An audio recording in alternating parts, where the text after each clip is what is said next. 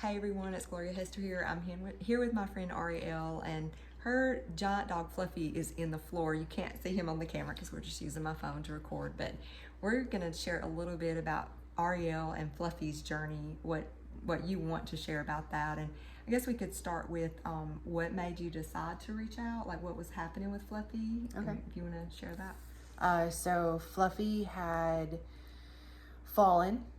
He fell off of the bed and he had a seizure, and we're not sure what came first, the seizure or the fall, but it seems like the seizure happened and then the fall happened. He fell out of bed. He fell onto a trunk, army trunk, and he did damage to his spine. And I have an amazing chiropractor who just happened to know your name, and I was willing to try anything. Yeah. And she has amazing vets too, who Yes. are very quick to be there for you all. Yes. And because Fluffy's in here, and I know I was asking you to share a little bit about what happened that night, I would just add, I know that it was a moment because Ariel loves Fluffy very much, and so she was, as anyone who loves their animal, ready to figure out how to help Fluffy. Yeah. And So yeah. when he fell, he went still and he couldn't move, and he was kind of splayed, and he didn't move for about 45 minutes, and his limbs, well, first we just thought he was like paralyzed, and then he peed all over the floor and he emptied his entire bladder, and then his face had fallen against the wall, and his breathing was being cut off, but we were afraid to move him. But then he started to vomit, so we were forced to move him. Yeah. And so we moved him. He threw up, and then we kind of held him and we read to him, and we I know I was about to say any of the story. If you don't want to share that part, we don't have to share that part because I know that was a lot. Yeah. And so we waited, and we called, and while we were waiting for the vet to come with the stretcher, because he's 138 pounds, his leg started to twitch, and so his legs would twitch, and then he would pull his leg in, and eventually he started to sit normal. And I did a little bit of Reiki. I'm level 1 trained, so I did a little bit of that, trying. And then my husband read, because we always read as a family. And then my husband had got up for some reason to go get something. And then Fluffy just popped up. He got up like nothing was wrong, and he was fine, and his whole body had shaked, and then he was okay.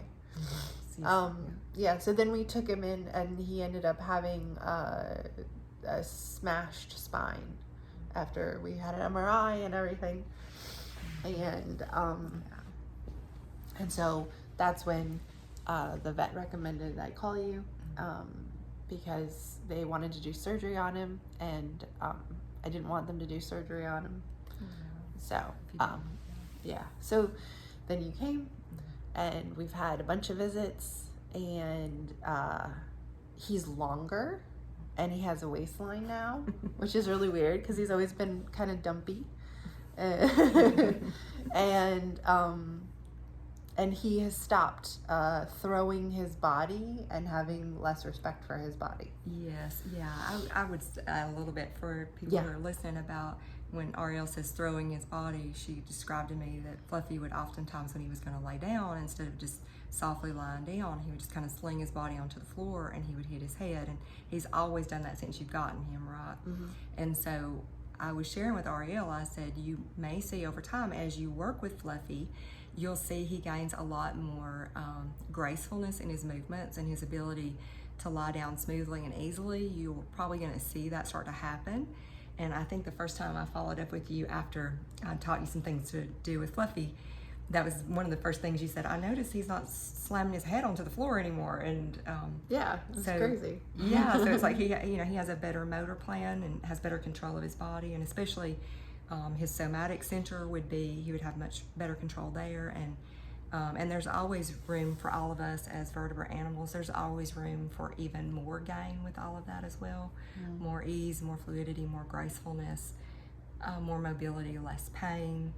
But I knew when you said that, I thought, yeah, he doesn't have good control of those muscle groups. And because of the way you described, he kind of sling his head onto the floor. And so... And it goes thunk. Yeah, thunk, yes, the thunk. And so, and I know I'm really cognizant too of when we shared, thank you for, because I know how much you love him and how much this has been, this journey with you and Fluffy in a lot of ways. But, so I know you was sharing that you're like, oh, he doesn't sling his head down anymore. And did you say that he had become more playful again, or so more like a puppy, or? Yeah, so his playfulness came back, and it had gone away after the fall, because he dances. He hops in a circle. Yeah. And so the playfulness has come back, and he's back to laying how he's laying right now, which is like with his back leg like flat up against his face. He is getting in and out of bed. He's getting on and off the couch again. He can go up and down stairs. He even jumped in the back of the car without permission. But he did. So that's all. And he was able to actually jump out of the car. Yes, that's wonderful.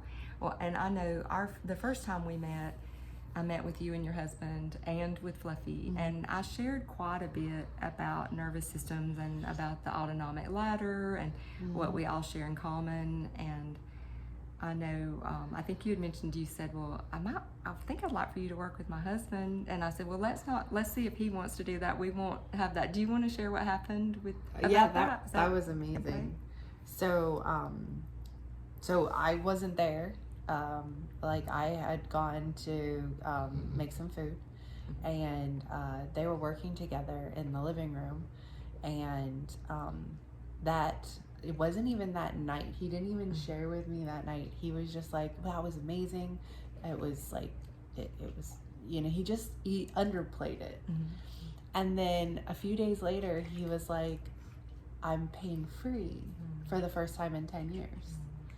And this pain has been, it has been a huge part of his life for 10 years since he was injured. And his neck has always hurt. And he always has trouble moving it. And he has, I think it's where the spine is moved back and over. And he had an injury and an impact. And so for the first time in 10 years, he was pain-free. And he was just like, I think he was so amazed that he just didn't even know what to say about it. So and that makes sense that he would wait and not say anything, and then still he's like, yep, still pain-free. And he waited, and it was, I know he had sent me a message, and he said, I can turn my head to the left, and he said, I couldn't turn my head to the left for 10 years, and I don't have any pain, and it sounded like it was constant 24/7 pain that he had with the neck injuries. So. And his arm would jump. So that's if we look at some of the somatic principles for that, we could talk about that, and anyone who's watching, if you want to know more about those somatic principles, because for different individuals it can be, for different reasons that you might have the pain, and different patterns can create the holding where you're trying to protect from an injury, for example. That's one example, and that's across the species. That can be for us or for any other animal. But I'm really glad that Fluffy brought us together that way.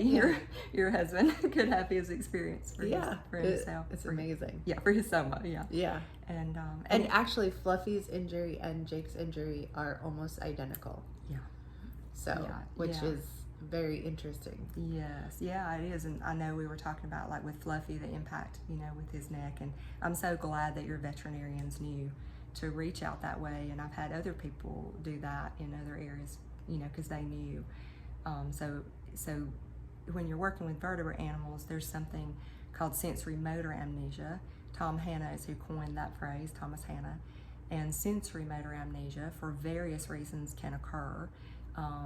The reasons are numerous, too numerous to go into right now, but it'll create a sense of the feedback mechanisms are no longer communicating properly between your sensory system and your motor system through the movement. So oftentimes the brain is causing you to move in a way that's actually creating the pain or causing more pain or causing limitation and things like that. So it's a way to help, as a somatic educator, it's a way to help that being find a way to move in a way that feels good again.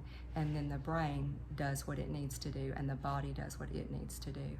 And so it's wonderful. We can work this way with animals. So it's really fantastic. So, and thank you for doing this. I see we're about like 10 minutes in. Is there anything you want to share before we go? I appreciate you so much. Oh, I appreciate you. And thank you for doing this and sharing with everybody. So, Yeah. And thank you for watching. We'll see you soon. Thank you, Ariel. Bye for now.